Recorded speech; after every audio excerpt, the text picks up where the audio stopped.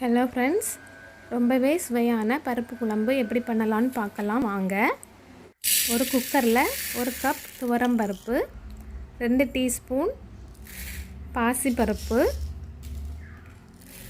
ஒரு medium size தக்காளி, 10 சின்ன வெங்காயம்,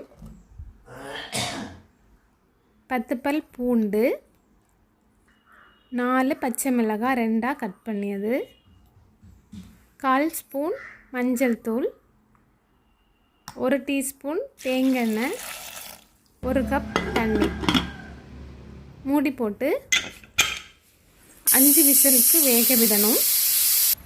இந்த டைமில் தேங்காய் அரைக்கலாம். 1/2 கப் தேங்காய், 1 டீஸ்பூன் ஜீரகம் நறுநறுன்னு அரைச்சி எடுத்துக்கணும். இப்போது பருப்பு வெந்துடுச்சு. அது கூடவே அரைத்த தேங்காயை சேர்த்துக்கலாம். 1 கப் தண்ணி விட்டு நல்லா கொதிக்க விடணும். தேவையான அளவு உப்பு சேர்த்துக்கணும். இப்போ தாளிக்கலாம். 1 டீஸ்பூன் தேங்காய் எண்ணெய், கடுகு, 1 டீஸ்பூன் வெந்தயம், பெருங்காயத்தூள், 1 காஞ்ச மிளகாய், 2 கொத்து கருவேப்பிலை சேர்த்து தாளித்து எடுத்து